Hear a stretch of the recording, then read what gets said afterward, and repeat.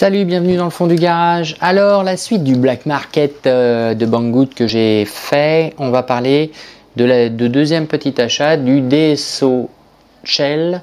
C'est un oscilloscope portatif, très pratique. Il est aussi plutôt pas mal coté au niveau qualité rendu. Alors, il y avait une autre version qui faisait aussi générateur de signal. Mais il était tactile, je trouvais pas ça spécialement pratique. Là, c'est vraiment quelque chose de beaucoup plus simple, plus basique. C'est vraiment ce qu'il faut. Pareil, firmware entièrement upgradable à base d'ARM 32 bits. Donc on va faire un petit unboxing et puis on va attaquer le montage.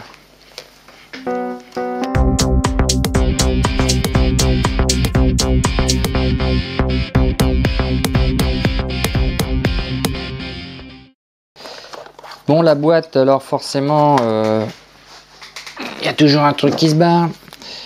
Elle est livrée, voilà, il est livré comme ça. Hein, donc, il y a petite notice. Il est entièrement en kit, à souder. C'est aussi ce qui explique qu'il coûte que 17 $. Hein. C'est pas énorme, mais voilà, c'est suffisant. Donc, il y a tout à souder. Il y a aussi donc la notice de base. Quand je dis notice de base, c'est vraiment comme d'habitude, une notice de base. En même temps, si on ne sait pas servir d'un oscilloscope, c'est pas avec ça qu'on peut apprendre parce que c'est pas l'objectif. Là, c'est la notice de l'appareil. Donc, on a une seule entrée sur cet appareil qui est avec une prise BNC. C'est aussi pour ça que je l'ai utilisé. C'est des mini BNC, c'est bien, mais des BNC, c'est pratique parce qu'on peut trouver facilement des vrais sons d'oscilloscope. Hop. Les composants qui sont livrés avec, alors on a une prise BNC avec un truc assez cool, c'est deux fiches crocodile, donc ça c'est plutôt pas mal parce que ça peut être pratique pour mesurer d'autres choses que avec une sonde. On a bien sûr les deux cartes principales, donc où il y a le processeur, un certain nombre de SMD, de micro-composants qui sont montés dessus déjà, ainsi que l'écran derrière. Le boîtier est livré avec, hein, ce qui est plutôt pas mal. Il en existe des versions où on vous donne le STL à imprimer. Le composant qu'on a à souder, voilà, 17 $. Hein, on rappelle le prix.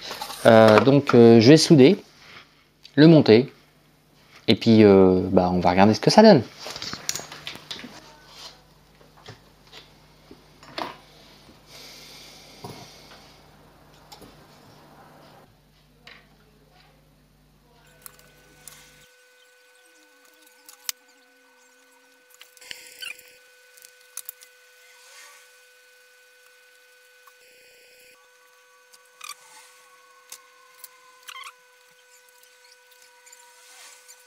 Bon, tout est soudé.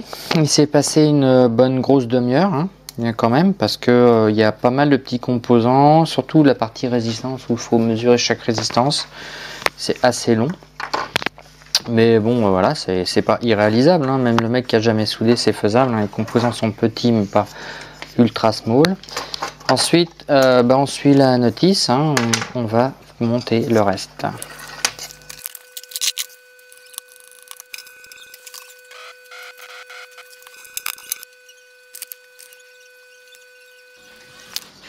Bon, alors, j'ai soudé tout bien la partie analogique, les quelques composants qu'il y a, et j'ai fait les tests comme inscrit dans la notice, et j'avais pas mal de problèmes, et j'en ai encore en fait. Hein. Donc le premier problème qui était plutôt pas anodin, c'est que j'arrivais pas à faire fonctionner correctement la partie analogique, parce qu'il y a un certain nombre de voltages qu'on est censé avoir et je les avais pas tous correctement en fait.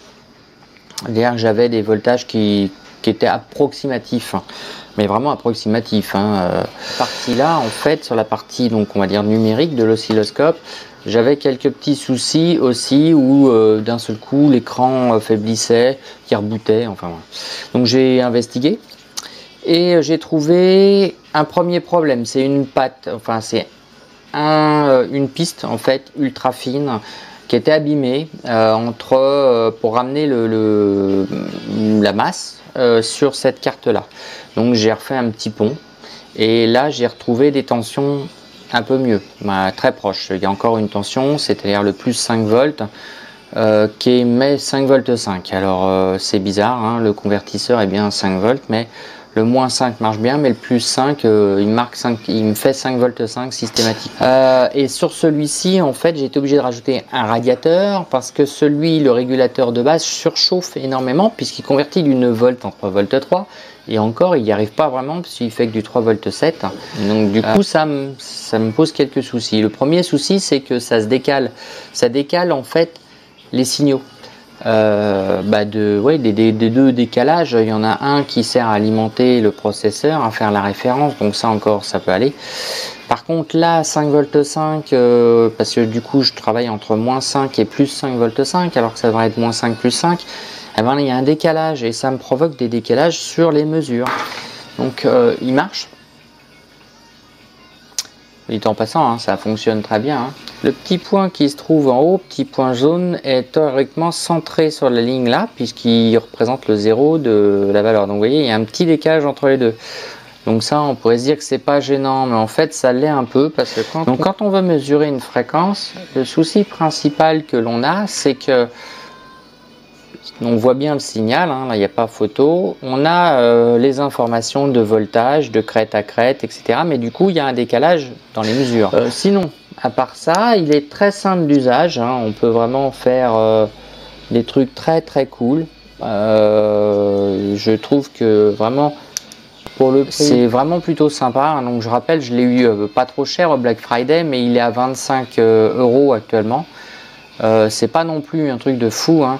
Alors je pense que c'est un défaut qui est lié au mien ou voilà une série de composants, parce que le coup de la piste, voilà, ça a peut-être endommagé les composants en eux-mêmes. Il y a peut-être une autre piste qui faiblit ou autre, hein. C'est peut-être pour ça. Donc voilà. Donc oui, le mien. Donc sinon c'est un très bon appareil, hein, pour débuter, pour se faire plaisir. Un petit oscilloscope portatif, c'est quand même super pratique.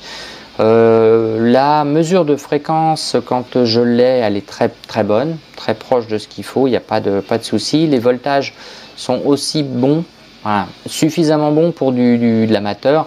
Alors pas pour faire des circuits électroniques avancés, hein, on est d'accord, hein, c'est un truc à 17, 20 €, c'est pas non plus fait pour ça. Les versions du dessus, peut-être celui à 100 € serait peut-être plus adapté encore. Moi j'ai pris cette version là, celui-là elle est à bouton, les autres sont tactiles et apparemment c'est très chiant à utiliser et ça me bottait pas spécialement. Voilà. Quel est l'inconvénient? Le 9 volts. Parce que en gros on l'alimente en 9 volts mais il n'y a rien qui utilise le 9 volts en fait. C'est toujours en plus 5 moins 5.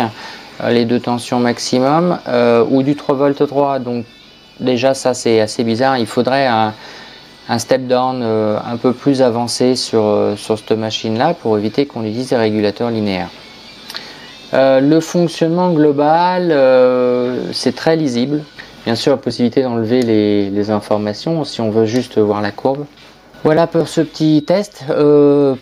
Pour moi c'est un bon achat, hein, pour moi c'est un bon achat.